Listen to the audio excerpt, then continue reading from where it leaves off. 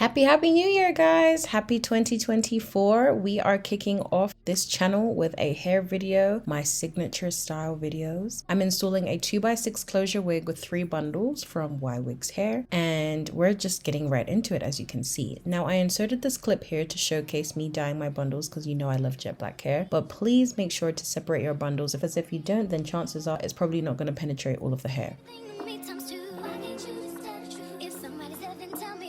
Now, I didn't really know what I was doing here. I was just winging it. I watched a bunch of videos on YouTube and TikTok, but I placed a wig cap on my hair. And then I went in with some bonding glue around the perimeter to make sure that my cap holds, because my hair is so short, it's unreal.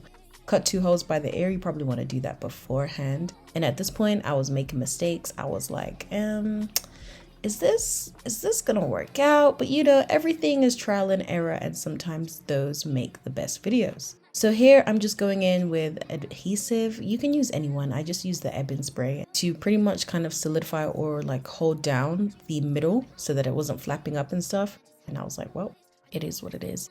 And then I went in with some foundation because I was trying to do this 2x6 closure as a glueless closure. I did not want to have to be waking up every day, reapplying the glue and whatnot. So now I'm just measuring where I want the 2x6 closure to sit, and because it's glueless, I'm sewing the elastic band 1/2 inch behind where the hairline starts.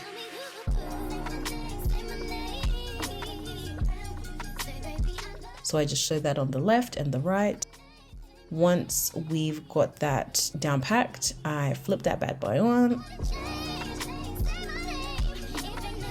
Stick a tongue out, you know my signature, and get into the install.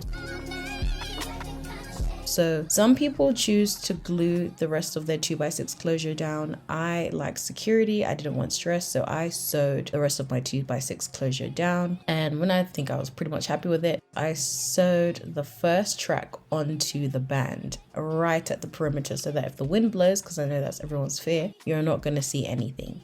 And then the second track onwards, I glued directly onto the wig cap. And don't worry, I did use freeze spray on my hair in order to protect my hair from the glue that I'd be applying.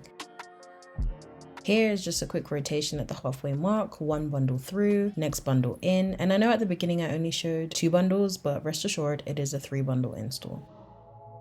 So the way I lay my tracks is just side to side, and I just do that until I finish. Once I completed that, I created a straight line through my part, well, bust down middle part, and I put some mousse on the hairline, followed by a headscarf for about maybe 10 minutes or so, just to flatten that area down before proceeding and going in with my hot comb. So here's the hair in its natural state, all finished. Trust the process. I mean, yeah, I actually didn't pluck my closure at all or anything. And you notice here, I over bleached my closure.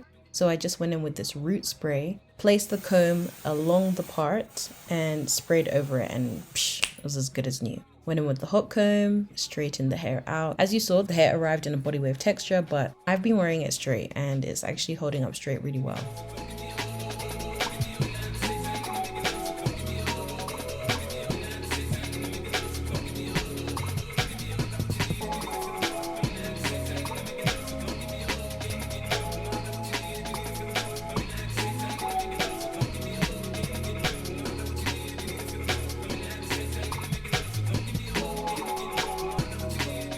Bruh, right here your girl is tired. I swear, like straightening your hair or doing anything that requires your hands to be up is a workout. Here, I went in with some concealer just to, you know, do the finishing or final touches. And I forgot I hadn't actually cut my lace off. So I did that with a little razor, you know, the eyebrow razor. Added a bit of foundation and bam, she's finished. Here's a close-up because you know I have to keep it 100 with you guys. You can add layers if you want, it's optional. I did. Check them out. And yeah, thank you guys so much for watching. Don't forget to like, comment, and subscribe, and see you next time.